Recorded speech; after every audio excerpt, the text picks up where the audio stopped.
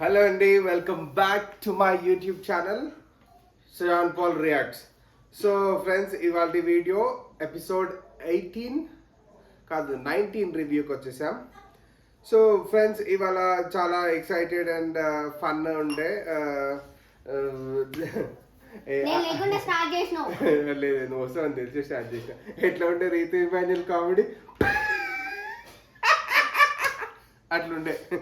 చాలా fun create చేసారు. And ఇంకా ఎవరి మంచిగా అనిపించింది మళ్ళీ దొంగతనాలు హైలైట్ కాదు. సంజన లిప్స్టిక్ ఒక మాస్కరా దాచిపెట్టేసింది. మంచి అట్లనే కావాలి. అరే కానీ ఇవాళ వచ్చింది పాపమ్మ దివ్య నిఖిత. రేపటి కల్లా కిట్ మాయమైపోవాలని అంటుంది. మరి దారుణం. వెల్కమ్ అట్లా చెప్తారా? దివ్య నిఖిత రావడం అనేది వావ్ ఆసమ్ అనిపిస్తుంది నాకు. కానీ రెండోట్లు ఇచ్చిర్రు. నేనేమనుకుంటున్నా అంటే ఇంకొకరు కూడా వస్తారేమో అనుకుంటా. నాగప్రశాంత్ వస్తే బాగుండని నేను అనుకున్నా. మీకు అనిపించిందా? ఇమ్మెచ్యూరిటీగా అనిపించింది కొంచెం అబ్బాయి దాంట్లో. అయినా అన్ని ఇమ్మెచ్యూరిటీ ఉంది ఖచ్చితంగా. అదైతే ఒకసారి మీరు కూడా నాకు కామెంట్ చేయండి. Divya Nikhita has that potential and liability and they think that she will be the tough competition for them. So ఇవైతే ఖచ్చితంగా అదైతే అప్డేట్స్ అన్నమాట. సో మెయిన్ కాంటాక్ట్ వెళ్ళిపోదాం. చలో, కొత్తగా చూస్తున్నారు లైక్ చేయరు, సబ్స్క్రైబ్ చేయరు. కొత్త ఛానల్ చూసి గొప్ప చూడరమ్మా జస్ట్ ఈసారికి. ఓకే, ఏం సబ్స్క్రైబ్ చేస్తారు. సో సుమన్ బ్యాటరీలు దొంగతనం చేసింది. హట్ అయిపోయా నేనైతే. ఆయన పాపము తను అడిగింది కదా కాఫీ పౌడర్ ఎవరు తీశారని. నాకు తెలియదు అమ్మా. ఎంత బాధ అనిపిస్తుంది ఆయన.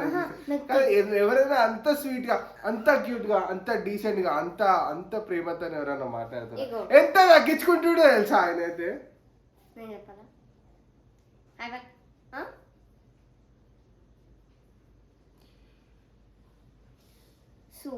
సంజన బ్యాటరీస్ మొత్తానికి లాస్ట్ దొరికించుకోవచ్చు.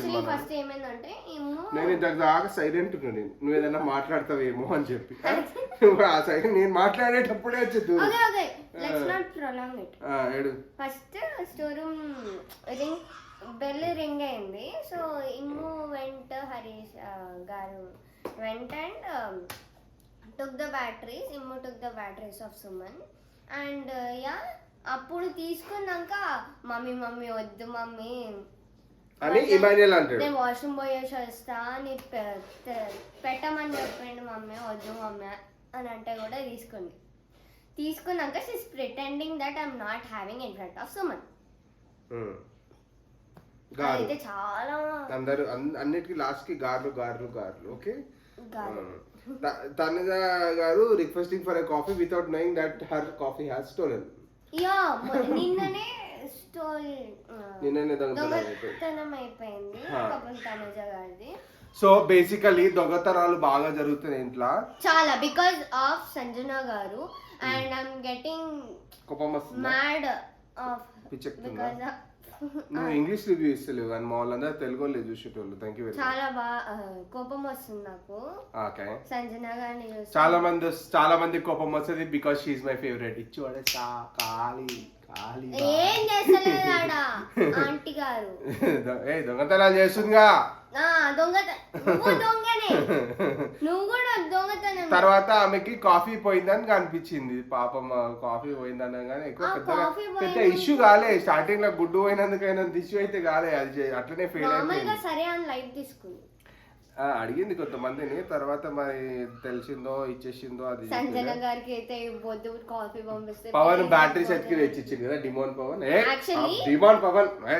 యాక్చువల్లీ ఏమైందంటే తనుజ గారు ఉన్నారు కదా, తనుజ గారు కాఫీ పౌడర్ వెతుకుతుంటే she is not able to found. So she asked Demon Pavan గారు to come on to her. వచ్చినాక దే వర్ సర్చింగ్ అన్నమాట. వెతుకుతుంటే దానికన్నా ముందు సంజన గారు సజ్జమైన పెట్టింది బ్యాటరీ. చూసిండు కిచెన్ పైన షెల్ఫ్ ఉంటుంది అక్కడ పెట్టింది సంజన గారు.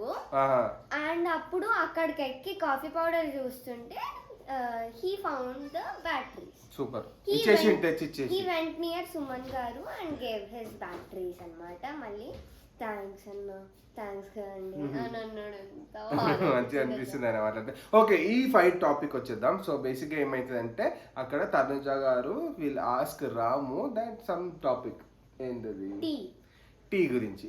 సో బేసిక్గా ఎక్స్ట్రా టీ ఎందుకు తాగుతుంది సంజన గారు అనే టాపిక్ మీద అక్కడ వచ్చింది. యాక్చువల్లీ ఏమైందంటే సంజన ఫ్లోరా గారు వద్దన్నారు కాబట్టి నేను తాగుతున్నా అనే టాపిక్ ని ఆమె చెప్పినట్టుగా ఆయన చెప్పిండు. నిజంగా Ramu should have told like that. ఎందుకంటే ఆమె చెప్పాలని డైరెక్ట్ గా చెప్తుంది. ముఖం ముందట వచ్చినాక నేను చెప్పిన అంటే మాట మార్చేస్తుంది. మొన్న టాయ్స్ గేమ్ అయ్యేటప్పుడు కూడా నేను అన్నానా అని అనేసి రీతు అడుగుతుంది, నేను అన్నానా రామ్ అంటే అనలేదని అన్నాడు. కానీ తనుజాని చూసినప్పుడు అన్నది అని అన్నాడు. డబుల్ స్టాండర్డ్ సెకండ్ టైం ఇది. This is not the correct. Tanuja గారు అనేది చాలా ఓవర్ రియాక్ట్ అయిపోయాడు రాము గారు. ఎందుకంటే తనుజ గారు అనేది చాలా ఓవర్ రియాక్ట్ అవ్వడం అంటే వాళ్ళిద్దరి మధ్య ఆ బాండింగ్ ఉంది, అక్క తమ్ముడు బాండింగ్ ఉంది. లేకపోతే Tanuja will not fight like that. Like అంత లైక్ ఓన్ చేసుకుని అరిచేసింది అనే ఫీలింగ్ వచ్చింది అంతే రాము మీద. బట్ ఈసారి ఇంకా వైల్డ్ చేసింది. ఫర్ ఎగ్జాంపుల్ నువ్వు నా తమ్ముడు అనుకో, నేను అక్క అట్లా ఓకేనా, ఓన్ చేసుకుంది కాబట్టి అట్లా చెప్పలేదు. She not meant like that. ఏమైందంటే షీ హ్యాడ్ ఏ ఇష్యూ నిజంగానే. నువ్వు అట్లనే చేస్తున్నావు, నువ్వు ఇట్లనే చేస్తున్నావు, కరెక్ట్ గట్టి కలిసింది. దానికి వాడు ఫీల్ అయ్యిండు. ఇమ్ము కూడా ఒప్పుకోలేదు. అందరి ముంగట వచ్చి నీ పని కదా, కాఫీ కోసం నువ్వు అందరిని పిలుచుకోవాలా, నువ్వు ఆ పని వాడికి చెప్పినావు, వాడు చేయనప్పుడు వాడిని అందరి ముంగట తినేటప్పుడు ఎట్లా తిడతావు అనేది ఈ మాన్యులు అన్నమాట. కాకపోతే తనుజ రాముని ఓన్ చేసుకుంది కాబట్టి అట్లా మాట్లాడింది అనేది వాళ్ళిద్దరు. అది ఫస్ట్ డోర్. ఆగు చెప్తా. ఫస్ట్ నోట్ లో ఏదైతే తనుజ బాల్కనీ అది బయటగా గేట్ డోర్ దగ్గరకు వచ్చి అరిచిందో అప్పుడు మాత్రం ఓకే. కానీ లోపట కాఫీ తాగేదైనా కిచెన్ దగ్గర ఏదైతే అరిచిందో చూడు, ఆ పర్టికులర్ విషయంలో అయితే కొంచెం ఎక్కువనే అరిచింది, కోపంలోనే అరిచింది. కాకపోతే తనుజ రీజన్ వాజ్ జెన్యూన్. ఎందుకంటే రాము లోపల ఒక మాట చెప్పిండు, బయట సంజన దగ్గరకు వచ్చిన ఇంకో మాట చెప్పిండు. తప్పు చెప్పిండు. ఆగు, పొలైట్ వేలో చెప్పొచ్చు కదా, ఎందుకు ఇంత రచ్చా. ఇప్పుడు నువ్వేమంటావు, ఇక్కడ నేను కూర్చుంటా, ఓకే, కూర్చున్నప్పుడు నువ్వేం చెప్తావు అంటే, ఏది నేను నా స్పెక్స్ ఎక్కడ పెట్టినాను అని అంటే అక్కి రగ్గొట్టింది అని చెప్తావు. అక్కి రగ్గొట్టింది అని చెప్తే నేను పోతే అక్క దగ్గరకు పోయి ఏమైంది నా స్పెక్స్ ఇరగొట్టా, నేను ఇరగొట్టలేదు అని అంటే ఆల్రెడీ నువ్వు అక్కడ కింద నడుచుకుంటే నీ వల్ల తొక్కి ఇరిగిపోయింది. నువ్వు ఏం చేసినావు, అక్క పేరు చెప్పిన అక్క దొక్కిందన్నో, నేను పోయి అక్క దగ్గర పోయి అమ్మ తక్కలేదా అని చెప్పేసి అంటారా, నిన్ను తిడతానా ఎందుకే నువ్వు అబద్ధం ఆడుతున్నావు అని. సో అలానే జరిగింది అక్కడ. అక్కడ చెప్పింది ఒకటి చేసింది ఒకటి. సరే ఫ్రెండ్స్, అదనమాట కోపం వచ్చి తిట్టింది, దాని తర్వాత పోయింది. ఇమాన్యుయల్ విషయంలో కొంచెం తనుజ హట్ అయ్యి ఏడుస్తుంటే ఇమాన్యుయల్ వచ్చి కన్సోల్ చేయలేదు అని చెప్పేసి ఏదో అరే ఇంగ్లీష్ రివ్యూస్ బాగా ఇస్తుండ్రు. రేపటి నుంచి బిగ్ బాస్ హిందీ చూడు, వాళ్ళకి ఇంగ్లీష్ రివ్యూలు అర్థమైపోయి.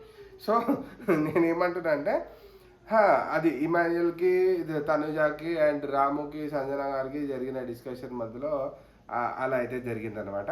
దాని తర్వాత ఇమాన్యుయల్ పాపం వచ్చి టీ అడిగిండు, ఇయ్యలేదు రూల్స్ ప్రకారం అన్నది. సరే పోనీ, ఇక ఇట్లాంటివన్నీ అయితేనే ఉంటాయి చిన్న చిన్నవి. మనోడు కడుపు కాల్చుకొని నిద్రపోయింటాడు, ఓకే. అదే టైం ఇస్తలే అని చెప్పేసి తనుజ ఇంకా ఇమాన్యుయల్ మాట్లాడుకున్నారు. నిజంగా చెప్పాలంటే ఇమాన్యుయల్ అందరికి టైం ఇస్తున్నాడు, కాకపోతే అది మిస్కమ్యూనికేషన్ అయిందంటే. ఏం తెలుసా, నాకు తనుజ గారి దగ్గర ఒకటి మైనస్ పాయింట్ కొడతారు. చెప్పు కొడితే చెప్పు, ఏం కాదు, లైక్ కొడతారబ్బా చెప్పు. తనుజ గారి దగ్గర ఒకటి నచ్చలేదు, కలుగుతుంది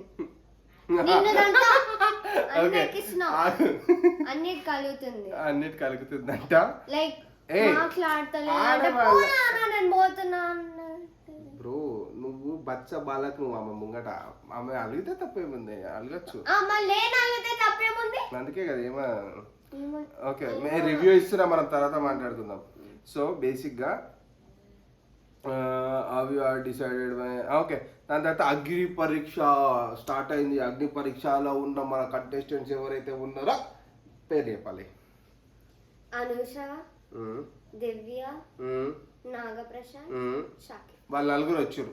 వచ్చి రాగానే అందరు ఎక్సైట్ అయ్యారు, కానీ ఇది అసలు ఈ ట్విస్ట్ వీళ్ళు ఎక్స్పెక్ట్ చేయకపోవచ్చు. వీళ్ళల్లో ఒకరిని లోపలికి రానివ్వడానికి ఓటింగ్ పోల్స్ని క్రియేట్ చేశారు. లాస్ట్ ట్విస్ట్ అయితే ఇచ్చిపోడ్ ఎవ్వరు సెలెక్ట్ చేయలేదంట. దివ్యాన్ని తీసుకొచ్చి పెట్టిరు లోపల. నన్ను ఎట్లా సెలెక్ట్ చేయకుండా ఉంటారు అని చెప్పేసి ఆమె స్ట్రాటజీస్ కానీ ఆమె గొడవలు కానీ ఇట్లా ఇచ్చి పడేస్తుంది. నాకు తెలిసి దివ్య నిఖిత మీద నాకు చాలా అంటే చాలా హై ఎక్స్పెక్టేషన్స్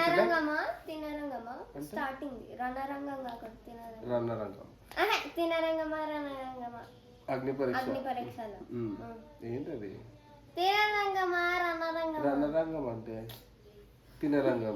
నువ్వు రెండిట్లో ఒకటి చెప్పుకోవాలని ఏంటి మాట్లాడుతుంది మళ్ళీ సో బేసిక్గా సో వీళ్ళ నలుగురిలో ఒకరిని సెలెక్ట్ చేయాలి.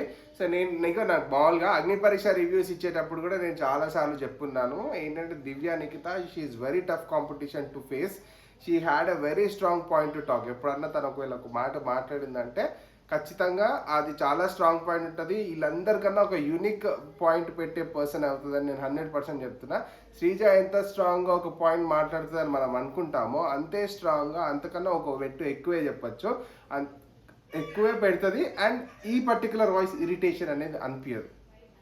బేసిక్గా వాయిస్ వల్ల ఐఎమ్ నాట్ టెలింగ్ రాంగ్. ఎక్కడైతే ఓవర్లాప్ అవుతుందో శ్రీజ మాట్లాడనీయకుండా అవతల పర్సన్ని గట్టిగా మాట్లాడేసి డామినేట్ చేసే ప్రయత్నం చేస్తుందో అది ఇక్కడ జరగదు అంటున్నా. సో అంటే అలా డామినేట్ చేసే టైంలో శ్రీజ వాయిస్ అనేది కొంచెం ఇరిటేట్ అవుతుంది obviously. Already everybody agrees that. So ఏంటంటే ఈ దివ్యాని దగ్గర ఉంటుంది. అండ్ యాక్చువల్లీ నాగప్రసాద్ ఉండే నా మైండ్లో టు బి ఫ్రాంక్. దివ్య నిఖిత వచ్చింది. సో అక్కడ జరిగిన అన్ని చూసిర్రు. నాకు అపీల్ చేయడం విషయంలో నాకు చెప్తున్నా కొంచెం ఇమ్మెచ్యూర్డ్ అనిపించింది మన షాకిబ్. దివ్య నిఖిత పొటెన్షియల్ ఉన్నట్టుగానే కనిపించింది. అండ్ అనుష గారు I'm so sorry to say this, నేను నాకు మీ అపీల్ మంచిగా అనిపించింది. బట్ మీరు ఎప్పుడైతే ఆర్గ్యుమెంట్లో క్వశ్చన్స్ అండ్ ఆన్సర్స్ చెప్పాలనుకున్నప్పుడు శ్రీజాన్ మీరు అన్న మాట I did not like it. Below the belt వెళ్ళి మీరు ఒక ఐటీ ఎంప్లాయ్ అయ్యి ఉండి మీకు ఇవన్నీ చేసి ఇంగిత జ్ఞానం ఉండాలన్న పాయింట్లో మాట్లాడిర్రు. That really did not went outside very well. Outside మంచిగా వెళ్ళలేదు. అట్ ద సేమ్ టైం ఇంట్లో obviously she did not took it positive. It's not the way how it is going to be. And నాకు అది personally నచ్చలేదు. మీకేమనిపిస్తుంది guys comment చేయండి. Professional గురించి మాట్లాడింది అంటే ఇప్పుడు నువ్వు ఓట్లు వేసేది వాళ్ళు, లోపల పిలుచుకోవాల్సింది వాళ్ళు. ఓకే కానీ ప్రొఫెషనల్ ని బయట తీసి ఇట్లా చేయడం ఇట్స్ రాంగ్. ఇప్పుడు అక్క అనుషక్క చూస్తుంది 100% చూస్తుంది, చూసుకోదాన్ని ఇష్టం. సో అదనమాట. సో పర్సనల్ ఒపీనియన్ చెప్తున్నా, I did not personally like that. ఏంటంటే అంటే ఏదన్నా ఒకటి చెప్పేటప్పుడు దాన్ని ఒక సాఫ్ట్గా చెప్పగలుగుతారు మీరని నాకు 100% నమ్మకం ఉంది. I believe in you because I know you, I like you. నాకు తెలుసు మీరు 100% బెస్ట్ ఇవ్వగలరు. అంతకన్నా బెటర్గా చెప్పిండొచ్చు సేమ్ థింగ్ని. అట్లా choice of words I did not like, ఏదైతే చెప్పగలుగుతా. ఓకే, దాని తర్వాత దివ్య నిఖిత గేవర్బిస్ నాగప్రసాద్ బాగా ఇచ్చాడు. అండ్ అనుషో అపీల్ అయితే వీళ్ళు నలుగురు బాగా చేస్తారు. ఓకే, నా ఒపీనియన్లో వీళ్ళు నలుగురు అపీల్ అయితే బాగా చేస్తారు.